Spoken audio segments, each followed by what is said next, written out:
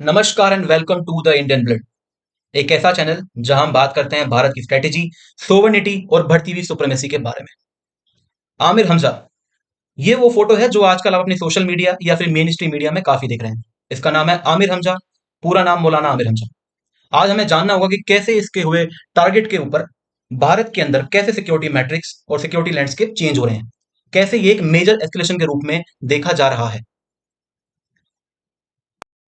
16 अप्रैल 2026 की सुबह लगभग 8:30 बजे लाहौर कोट लखपत पिंडी स्टॉप पीको रोड के पास दो बाइक सवार अननोन गनमैन या किलर एक कार के पास आते हैं, ताबड़तोड़ गोलियां चलाते हैं और इसका टारगेट होता है यही आमिर हमजा। पाकिस्तानी न्यूज एजेंसीज या फिर पाकिस्तानी सोर्सेज के हिसाब से माना जाए तो उसके आर्म में कुछ इंजरीज आई हैं और ही इज करंटली हॉस्पिटलाइज। लेकिन अगर ग्लोबल रिपोर्ट्स की माने और इंडियन इनपुट्स के हिसाब से देखा जाए तो he is in very critical condition. और ये बहुत ऑब्वियस भी है ना, जो पाकिस्तान पूरे ऑपरेशंस में अपने रनवेज पर, अपने एयर बेसिस पर इतने बड़े बड़े गड्ढे लेकर बैठा है और उसके बाद भी सब चंगा सी वाली वाइब्स देता है, उसके लिए ये करना बहुत ही आम बात है। वो कभी नहीं बताएगा कि उसका एक एसेट अननोन गनमैन की वजह से दोबारा क्रिटिकल कंडीशन में है। ध्यान देने वाली बात एक ये भी है कि ये उसके ऊपर दूसरा असैसिनेशन अटेम्प्ट है 1 साल के अंदर। यानी कोई तो है जो ये इंश्योर करने में लगा हुआ है कि ये जल्द से जल्द जहन्नुम जाए। साथ में हमें यह भी जानना पड़ेगा कि लश्कर ए तैयबा का ये एसेट मौलाना आमिर हमजा क्यों एक प्रीमियम टारगेट बन के रह गया, कि इसे 1 साल में 2 बार टारगेट किया गया। Let's go to Aamir Hamza कुंडली, कि आमिर हमजा के बारे में बात करनी क्यों जरूरी है। इसकी बेसिक कुंडली पर आते हैं। आमिर हमजा का जन्म 10 मई 1959 को शेखपुरा में गुजरानवाला में पंजाब में हुआ। ये वही गुजरानवाला है जहां पर ये रिपोर्ट्स आई थी कि हमास के कुछ लीडर्स लश्कर ए तैयबा के कुछ कमांडर के साथ मिलकर एक जलसे में शिरकत करते हैं। उसके बाद से यह थ्योरी भी खूब चली कि it is Hamas behind Pahalgam, because इसको हमास स्टाइल अटैक भी बोला गया था। 1959 में जन्म हुआ तो शायद जब यह अटैक हुआ है तो ये अपने मिड 60s में है। इसका रोल अब हम देखते हैं कि क्या रहा है ग्लोबल टेररिज्म के अंदर। तो ये भाई साहब 1980s में सोवियत यूनियन के अंगेज जब पहला जिहाद हुआ उसमें इन्वॉल्व थे। और ऐसा बोला जाता है कि आमिर हमजा एक गोरिल्ला ट्रेन फाइटर भी है।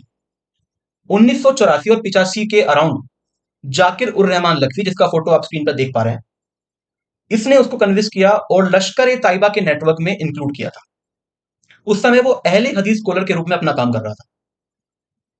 फिर इसी ने इसको हाफिज सईद के पास जाकर कन्विंस किया कि आप एक ग्रुप को लीड करें और मरकज दावा बल इरशाद यानी एमडीआई को स्टैब्लिश करने में भी एक की रोल प्ले किया।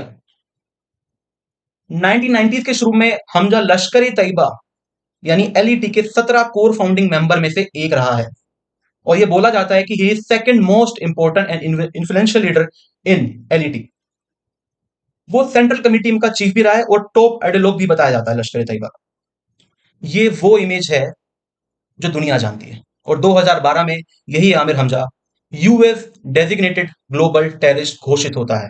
लेकिन अभी एक ट्विस्ट है, ये दुनिया के लिए टेररिस्ट है, ये भारत के लिए टेररिस्ट है, लेकिन पाकिस्तान में इसकी क्या इमेज है, पाकिस्तान में इसने क्या गुल खिलाया है? क्योंकि पाकिस्तान में तो टेररिज्म है ही नहीं और एंटी इंडिया एंटी वेस्ट तो है ही नहीं उनके हिसाब से। अब आते हैं कुछ काम जो इस आदमी ने करे हैं, कैसे इसने जिहाद घोल घोल कर वहां की आवाम को पिलाया और ग्लोबल टेररिज्म में एक बहुत मेजर रोल इसने अदा किया। आमिर हमजा का पब्लिक इमेज हमेशा एक रिलीजियस स्कॉलर का रहा और एक एक्टिविस्ट का रहा पाकिस्तान के अंदर। वो लश्कर ए तैयबा के फ्लैगशिप मंथली मैगजीन जिसका नाम मजल्ला अल दावा ये है, वो फाउंडिंग एडिटर रहा है इस मैगजीन का। और दूसरे पब्लिकेशन जैसे अल जरार के भी कई सारे आर्टिकल्स में लगातार फीचर होता है। ये वही मैगजीन है जो सलाफी जिहादी आइडियोलॉजी को बहुत तड़ल्ले से प्रमोट करती है। कुछ चीजें एज अ स्कॉलर इसने ऐसी लिखी हैं जो बहुत कंट्रोवर्शियल है और मैं चाहता हूं कि आपको जाननी चाहिए। कुछ बुक्स इसने लिखी जिसमें से एक किताब का नाम है काफिला दावत और शहादत 2002 में, जो कि एक ओपन सोर्स है कि कैसे आप जिहाद और फिदाइन हमलों को घोलकर यूथ को पिलाते हैं। उस किताब के अंदर सिर्फ जिहाद और सुसाइड अटैक के बारे में ही लिखा हुआ है। क्लियर एक जिहाद ओरिएंटेड किताब इसने लिखी। ये इंश्योर कर रहा है कि ये वो ब्रेन है जो लाखों हजारों यूथ को जिहाद एक नर की आग में झोंकने को तैयार। कुछ चीजें और हैं, अफगान की छुट्टियों पर काफिला दावत और जिहाद, जिसमें कश्मीर, रशिया और ग्लोबल मुस्लिम इश्यूज पर भी बुक लिखी गई थी, लेकिन रियलिटी में एक anti western, anti Indian book थी, जिसमें एक सेक्शन आता है, मैंने बाइबल से पूछा कुरान क्यों चले। इस पर भी बहुत विवाद हुआ। इसके अलावा इसी आमिर हमजा ने बहुत बड़े बड़े कैंपेन लीड किए हैं। उसमें से एक है तहरीक हुर्मत कुरान और तहरीक हुर्मत रसूल, 2005 में इसने इसको लीड किया। बीइंग अ पर्सन जिसकी इमेज पाकिस्तान या फिर वर्ल्ड के लिए फिलेंट्रोफिस्ट वाली जाए, तो इसने कुछ काम और भी करे। जैसे इसने एशियन सुनामी रिलीफ कमेटी का हेड भी रहा और उसको नेगोशिएट भी किया, लेकिन ऐसा बताया जाता है कि ये उसकी आड़ में इंटरनेशनल कॉन्टेक्स्ट बनाकर जिहाद को और फैला रहा था। 2018 में जमात उद दावा पर जब बैन लगता है, तो यही यही शख्स जैसे मनकफा नाम का एक नया फंड रेजिंग व्हीकल स्टार्ट किया। अब मैं इसकी थोड़ी थ्योरी पे आता हूँ, ये होता क्या है। जैसे मनकफा 2018 में बनाया क्यों गया। बेसिकली लश्कर ए तैयबा या फिर मैं बोलूं जमात उद दावा, ये बैन हुआ। असल में होता यह है कि इंडियन प्रेशर और वेस्टर्न प्रेशर के बाद पाकिस्तान कुछ कुछ चुनिंदा ऑर्गेनाइजेशन पर बैन लगाता है, बट लेकिन इन्हें तो फैलाना है आतंकवाद, एक चुल है कि कहीं जिहाद ना रुक जाए, कहीं गजवाए हिंद का प्रोग्राम स्लो डाउन ना हो जाए। तो ये लोग करते क्या है, ये अपने एसेट्स को और अपने ह्यूमन रिसोर्स को नाम चेंज कर एक दूसरे ऑर्गेनाइजेशन में कन्वर्ट कर देते हैं। यानी बेसिकली एक कवर नया बन जाता है, लेकिन अंदर सब हो रहा होता है वही। इसके बाद जब ये बैन हुआ, तो इसने इसी ऑर्गेनाइजेशन के दावा, जिसका नाम है जमात उद दावा, पर बैन लगने के बाद जैश ए मनकफा के द्वारा फंड रेजिंग एक्टिविटीज और एक फंड रेजिंग व्हीकल चलाया जो जिहाद को फंड करता है और आज भी कर रहा है। ये बैन नहीं है, जैश ए मनकफा आज भी पाकिस्तान में बैन नहीं है। रिसेंटली वो तहरीक हुर्मत रसूल यानी THRP का चेयरमैन है, और इसी हैसियत से ये सिटी 42 चैनल पर जाकर इंटरव्यूज देता है, वहां के शो चलाता है। शो का नाम है नूरे शहर। अब यहाँ बात करनी ये जरूरी है, हमने जान लिया ठीक है भाई, ये अफगान मुजाहिदीन रहा है, इसने जिहाद की किताबें लिखी हैं, he is basically the brain जो मोटिवेट करता है कि आप जिहाद करो। मौलाना मसूद अजहर वाली वाइब इसके अंदर से आपको अभी आ रही होगी। लेकिन अब बात करते हैं कि इंडिया के कॉन्टेक्स्ट में इसने क्या करा, ये किन किन चीजों में इसका इन्वॉल्वमेंट अभी तक पाया गया है, किन किन चीजों में इसने कंट्रीब्यूशन दिया है, और ये गिल्टी है। स्कॉलरली इमेज के बावजूद आमिर हमजा लश्कर ए तैयबा के टेररिस्ट इंफ्रास्ट्रक्चर का एक की एसेट है और एक सेंटर पिलर भी है। चीफ आइडियोलॉग भी है यही। राइटिंग और स्पीचेस के थ्रू रिक्रूटमेंट और रेडिकलाइज को बढ़ावा देता है। इसी की आप ऑडियो सुन सुन के इसकी कैसेट बिकती हैं, और वहां का यूथ मोटिवेट होता है कि चलो जिहाद करें, चलो गजवाए इन करें। फिर ये यहाँ पे आते हैं बॉर्डर पर, इन्हें खड़ी मिल जाती है वहां पर हमारी 14 आर। उसके बाद जो होता है एवरीबॉडी नो इट। उसने एंटी इंडिया और एंटी वेस्टर्न सेंटिमेंट्स को खूब हवा दी है, और वेस्ट के और इंडिया के खिलाफ खूब जिहाद को ग्लोरीफाई किया है।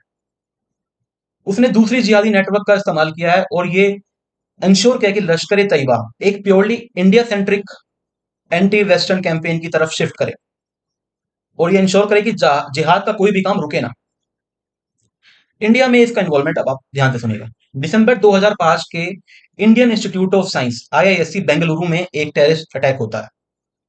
बेसिकली IISc बेंगलुरु में एक प्रोग्राम चल रहा था, जहां पे काफी सारे डेलीगेशन और साइंटिस्ट मिलकर साइंस की फील्ड में कुछ नया करने की कोशिश कर रहे थे। उस पर एक टेररिस्ट अटैक होता है 2005 में, जिसमें सबसे पहले एक ग्रेनेड लॉन्च किया जाता है, बट लकीली वो ग्रेनेड फटता नहीं है। लेकिन उसके बाद कुछ शूटर्स या कुछ टेररिस्ट ओपनली फायर करते हैं, जिसमें हमारे एक मैथमेटिशियन प्रोफेसर मुनीश चंद्र पुरी जी शहीद हो जाते हैं। हमजा को इस अटैक का प्लानर, कोऑर्डिनेटर या फिर इवन शूटर भी बताया गया है कुछ रिपोर्ट्स में तो। And the perpetrators of this attack बड़ी आसानी से फ्लू कर जाते हैं पाकिस्तान में through the networks of Hyderabad, Nepal etcetera. Lashkar e Taiba जिसकी आइडियोलॉजी अम्ब्रेला को हमजा ने रीराइट किया है या बनाया है, इंडिया में और कई अटैक में इसकी रिस्पॉन्सिबिलिटी निकलकर सामने आती है। जैसे वो जम्मू एंड कश्मीर में कुछ अटैक हो, या फिर 26/11 का मुंबई में अटैक है। इसका कोई डायरेक्ट ऑपरेशनल रोल अभी स्टैब्लिश तो नहीं हुआ था, लेकिन स्ट्रेटेजिक और प्रोपेगेंडा लेवल पर उसका कंट्रीब्यूशन बहुत अहम माना जाता है। लश्कर ए तैयबा का इंडिया एक्सपर्ट भी कुछ लोग इसको कहते हैं। शॉर्ट में बोलूं तो मैं हमजा हर ट्रिगर नहीं करता कुछ भी, लेकिन उसका प्रोपेगेंडा उंगली ट्रिगर पे नहीं है, लेकिन उसका प्रोपेगेंडा मजबूर कर देता है हजारों लाखों यूथ को कि वो AK-47 उठाकर अपनी उंगली ट्रिगर पर रखें। अब बात ये होनी चाहिए कि जब इस पर अटैक हुआ और अभी ये क्रिटिकल कंडीशन में, इसके अराउंड भारत के अंदर क्या चेंजिंग सिक्योरिटी लैंडस्केप बन रहे हैं। तो देखो, ऑपरेशन सिंदूर में ऑलरेडी हम लोग को एक बहुत बड़ा डेंट दे चुके हैं, उससे उभरने में भी ना टाइम नहीं लग पा रहा, and they are very much deliberately trying to attack India at any cost. इसमें कुछ गलतियां भी कर रहे हैं काफी सारे। इनके स्लीपर सेल और ओजीडब्ल्यू ऑन ग्राउंड वर्कर्स भी आपने रिसेंटली में देखे होंगे, जिनके पकड़े जाने की खबर भी कई महीनों से आ रही है। दिल्ली बॉम्ब ब्लास्ट जो कि एक फेल अटैक ही है, क्योंकि शायद उसके कॉन्सिक्वेंसेस और बुरे हो सकते थे जिस मात्रा में वहां पर एक्सप्लोसिव मिला था। तो ये एक हरी में है कि हम कैसे भी करके बदला लें, कैसे भी करके इंश्योर करें कि इंडिया ब्लीड विद 1000 कट्स, लेकिन ऐसा हो नहीं पा रहा। और पिछले कुछ महीनों में और पिछले कुछ सालों में जिस तरीके से अननोन गनमैन की एक्टिविटीज पाकिस्तान में तेज हैं, तो ये इसमें आग में घी डालने का काम करेगा। एक लाइन है मेरे को आज मिली, आई डोंट नो किसने लिखी है, लेकिन लाइन है, mercy to the guilty is cruelty to the innocent. बिल्कुल, जो गिल्टी है उसे माफ नहीं किया जा सकता। हमें ये इंश्योर करना पड़ेगा कि जो एक गंध है ये डस्टबिन में, ये जहन्नुम में जल्द से जल्द जाए। Hell awaits Amir Hamza. जी हाँ, हम तो यही बोलेंगे कि बहुत जल्दी इसका जहन्नुम के दरवाजे इसके लिए खुलने वाले हैं।